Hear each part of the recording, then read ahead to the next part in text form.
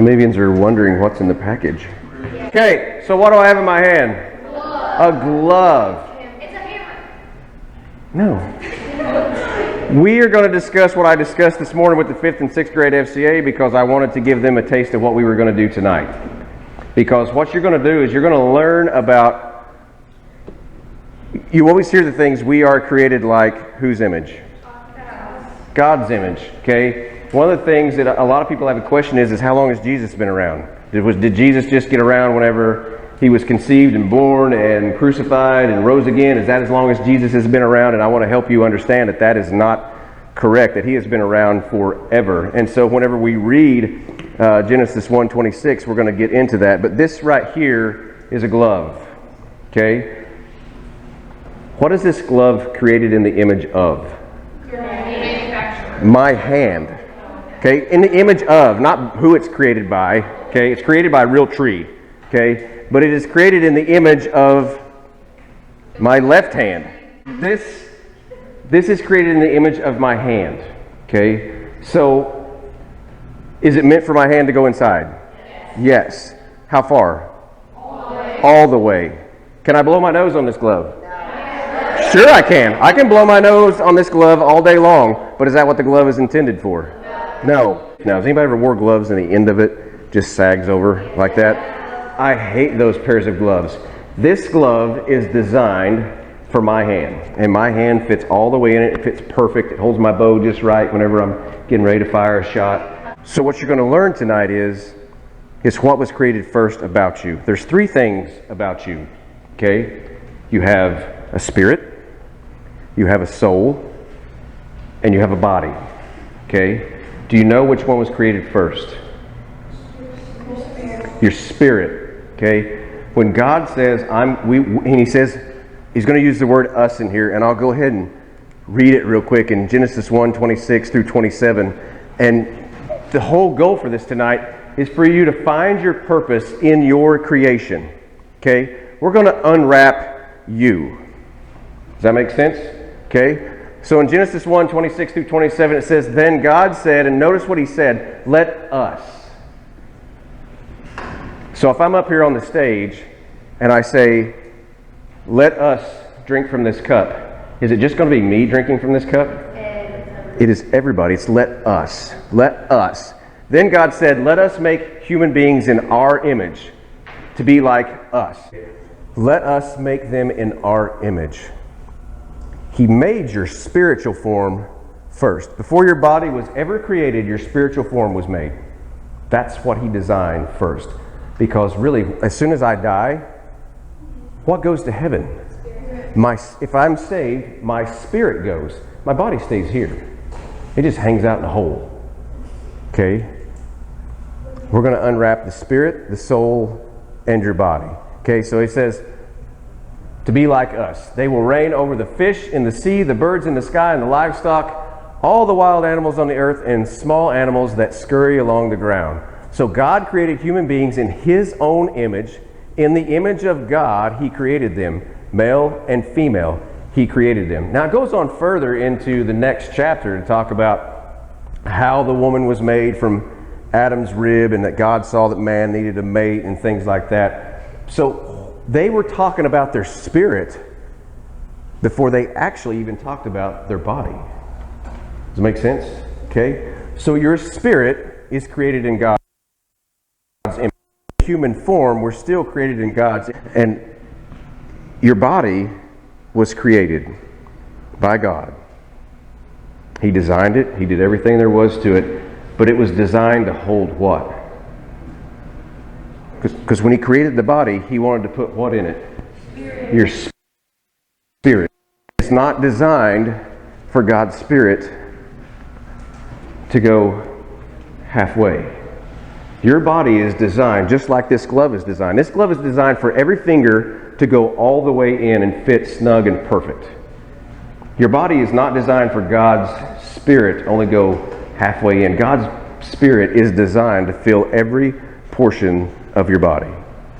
Does that make sense?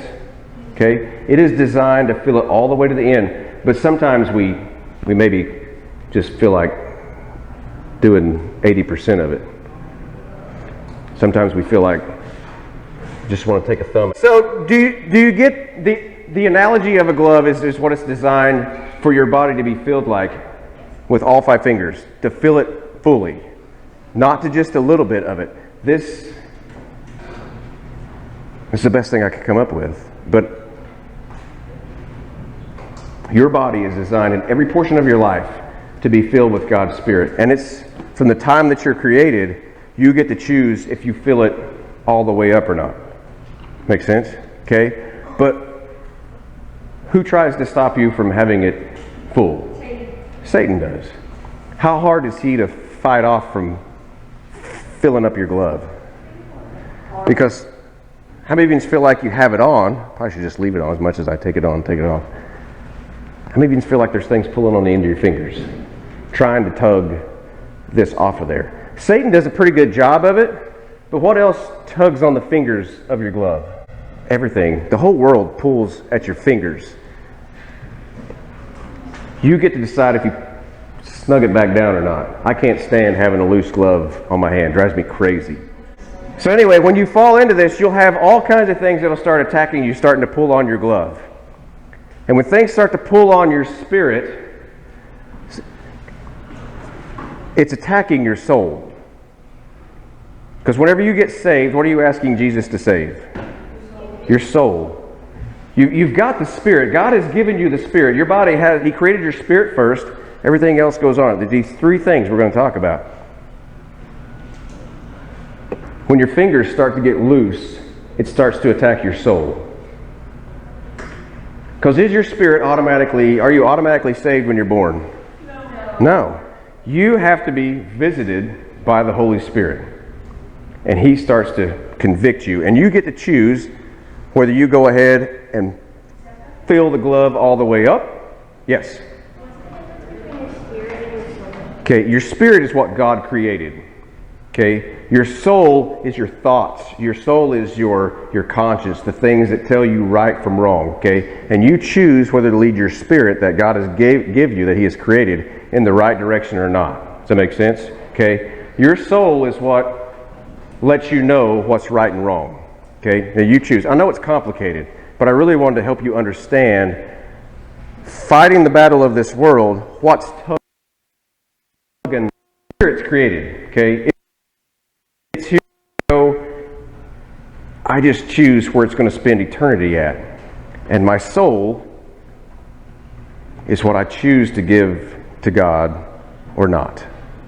It's what I let pull. It'll be pulled on more by that than anything, my soul. I choose whether to let Christ have it or let the devil have it. There is no in between. It's one or the other. You give it to him. And you have constant distractions that start to come at you. And so we look at John 10:10. John 10:10 is a very famous verse that a lot of you probably know what it means. But there's a lot of John 10:10 that people don't read fully all the way through. A lot of people leave out the second sentence. They rely on the first part, but they leave out the second sentence. Because when we talk about your spirit, we talk about your soul, we talk about your body. Your soul is where you start to feel your self-worth. Your soul is where you start to feel damage from something that's happened in your life. All kinds of things that damage you throughout your life. Okay, so who's the thief?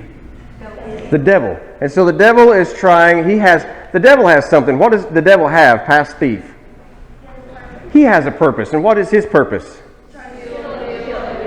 Yeah. What's he trying to kill?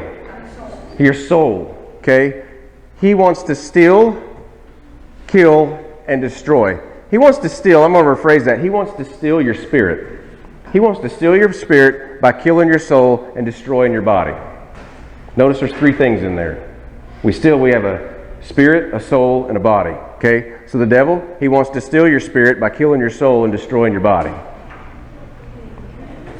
One day you're going to hopefully if you're saved, you're going to have a perfect body one day. You leave out the second part, my purpose is to give them a rich and satisfying life. But what you see on the outside that people put on Facebook or they put on Instagram is all pretty. Okay? There are a few drama mamas out there that put "my life sucks" 24/7, but most people, how many of you has ever took a picture and went, "Nope, that's not good enough," and deleted it? Okay? Everybody has. Because you got to get that perfect. I don't have my phone. You got to get.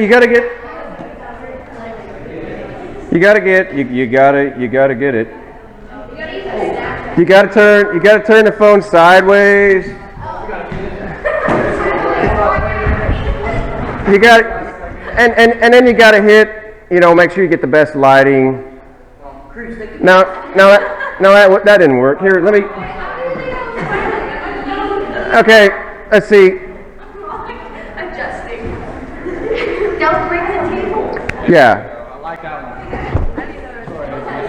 So you've taken pictures, you've deleted them because you didn't think you looked what?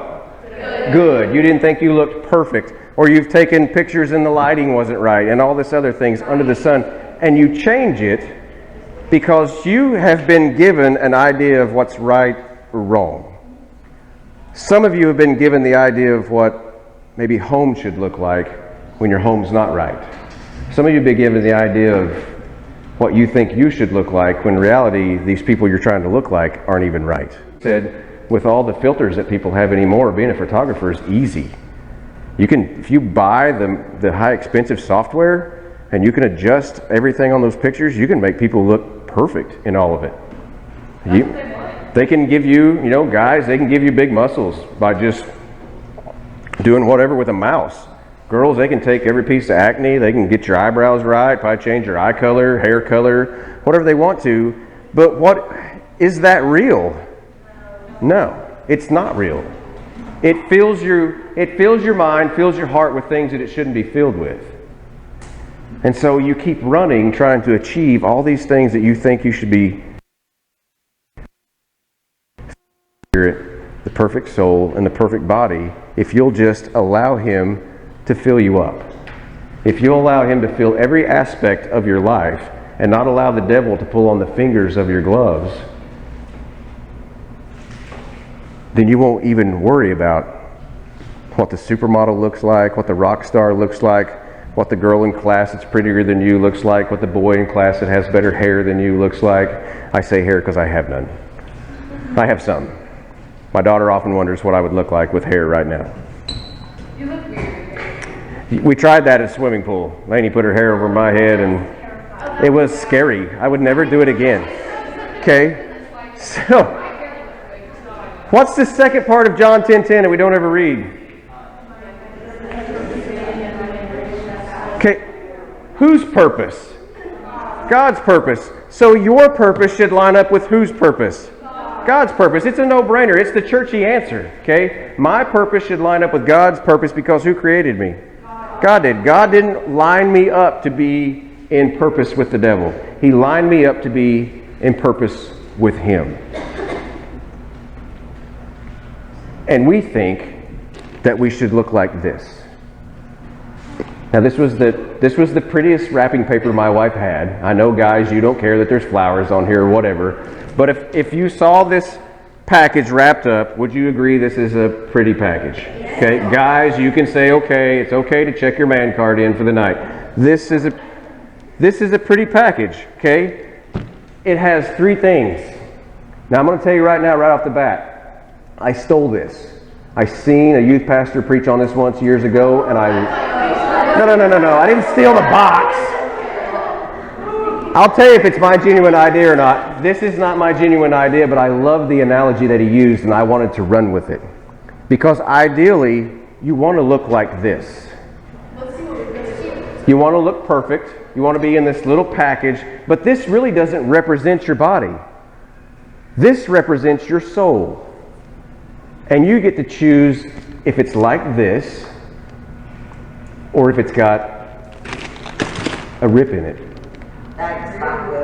I can't help it. It's to go along with the message, okay?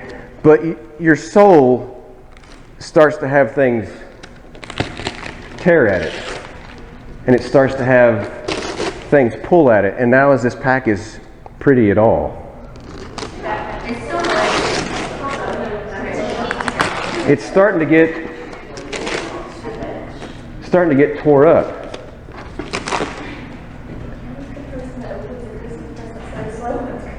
Oh, don't you hate those people? They drive me nuts.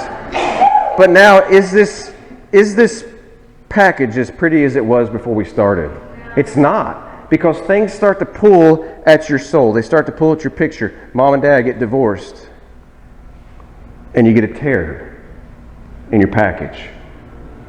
You have a family member that touches you in a way he's not supposed to touch you, and you get a tear in your package.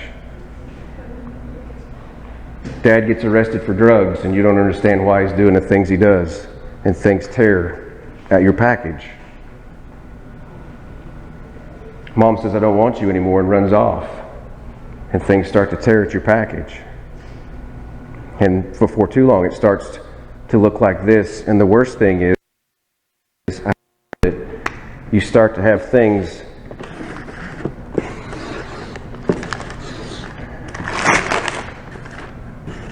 that start to stain you permanently. And you don't know how to deal with it. Because if it's stained, can you take it away? Can you get rid of it? And so you do your best, because then you want to try and do like the world does, and they put stuff on it that's sweet, and they try to make it back the way it was. But what does it look like now?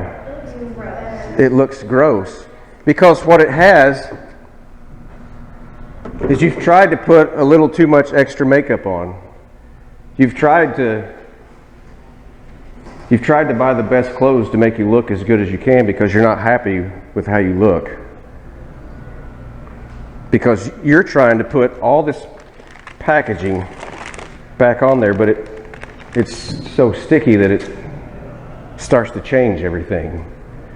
And then it gets worse,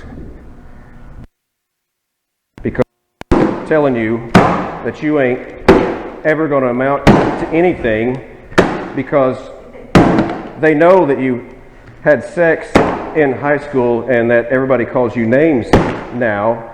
They know that you're not the best player on the basketball team.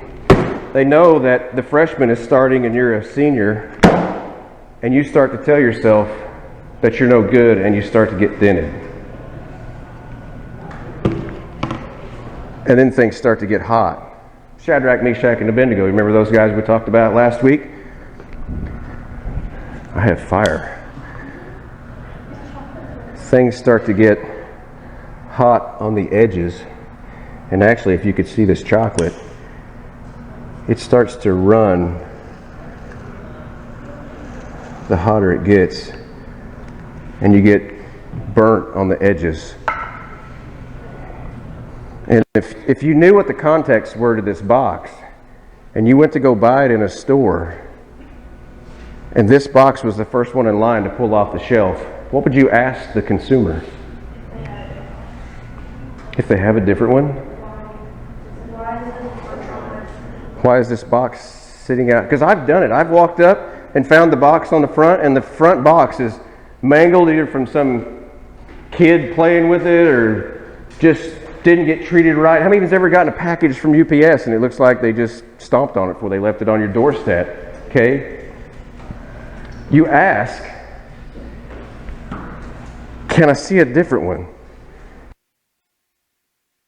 Can I start to do that with your life and say, I just want another one. I don't want this one. Okay? This life sucks.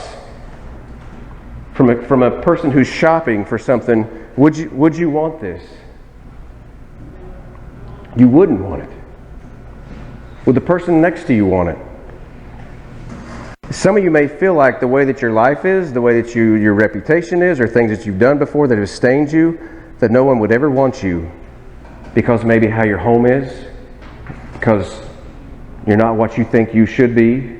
You're not ever going to be where you want to be, because the devil starts to come in and kill and destroy your thoughts. Because for me, that's where he'll attack me the most. He starts to get in my mind and he starts to play with who I am.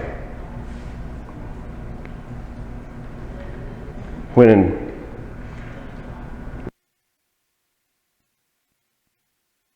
reality and says, I want that one. Because I know, no matter what the cover looks like, no matter what the box looks like, the contents are what I created. It's my spirit that I gave this person. This is what they're full of. The spirit is perfect. The body is not. And the soul can get stained. But Jesus walks in and says, I like that one. That's the one I want. And you get to choose whether you are too stained to let God do anything with you, or if you want to allow Him to fill your purpose up. In 1 Thessalonians 5:19, this is where it talks about the soul, the body, and the spirit. It says, now may the God of peace make you holy in every way. Make your whole spirit and soul and body be kept blameless until the Lord Jesus Christ comes again. God will make this happen, for He who calls you is faithful. Are you perfect right now? Are you? What makes you imperfect? If sin, Romans tells us that, and Adam said when he was born into this world, that sin contaminated the whole earth. But if you have Jesus Christ as your Savior, I'm going to ask you that question again. Are you perfect? Because why? No. We say no, don't we? Why do we say no? Because in whose eyes are you not perfect? Your own. Your own in your eyes. And we hear the gospel of Jesus Christ being hung on a cross to wipe away every sin that we have if we accept Him, and we still look at ourselves as if we're this. Stained, tore up, and nasty. And what is Jesus looking at? Is He looking at this? Okay, He's not looking at this. He takes all this junk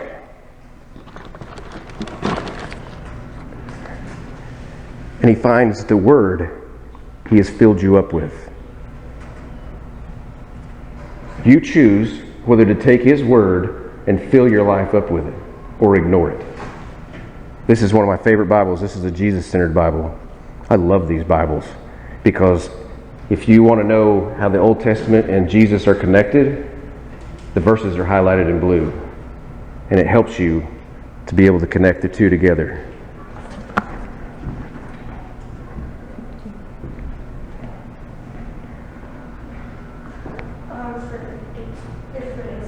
It's okay. I planned on having to clean something up. It's dripping.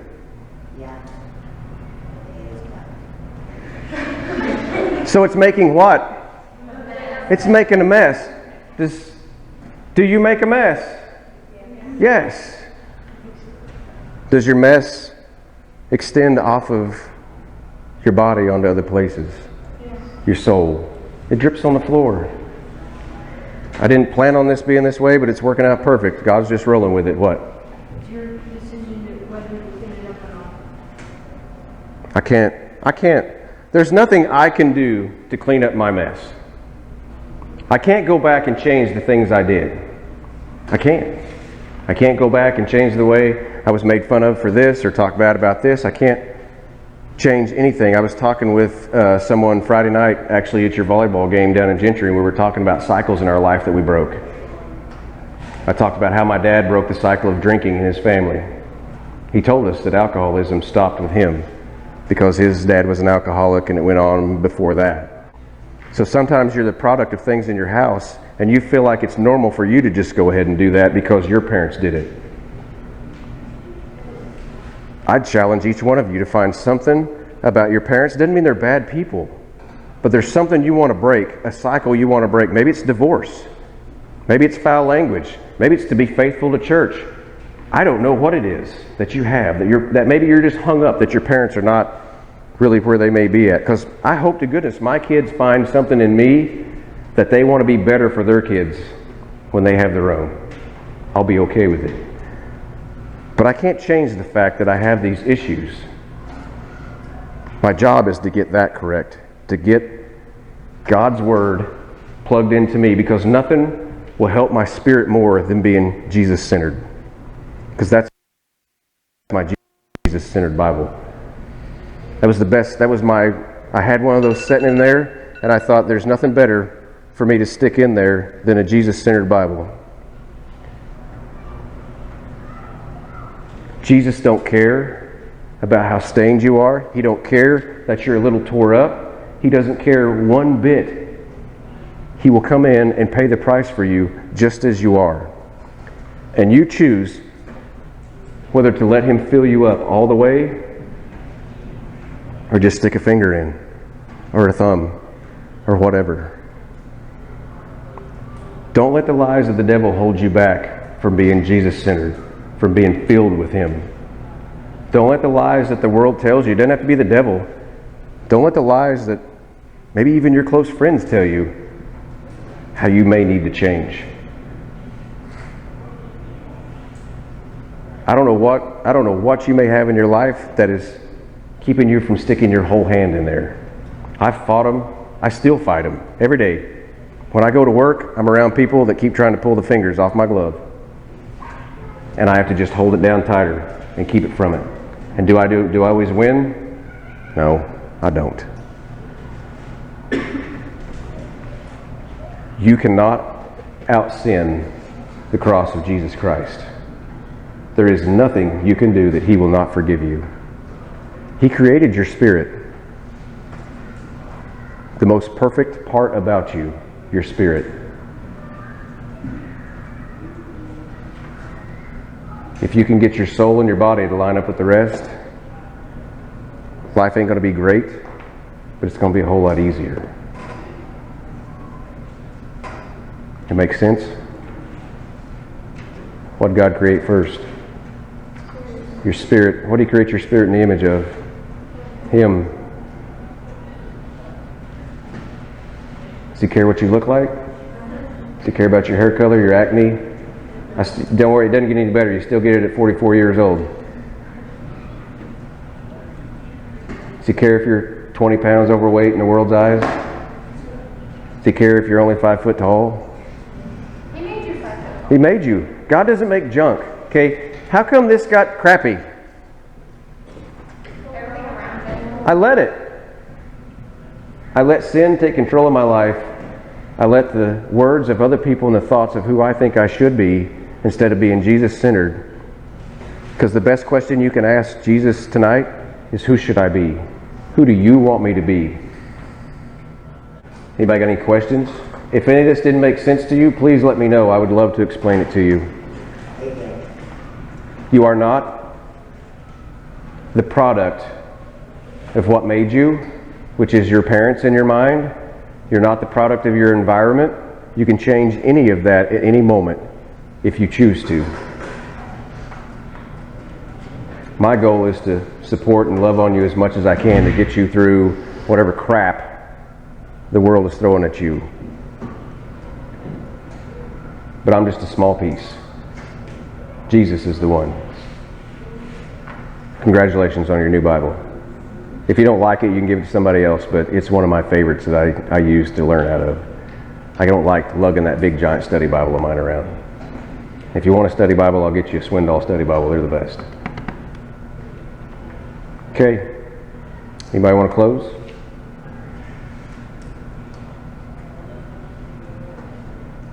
Okay.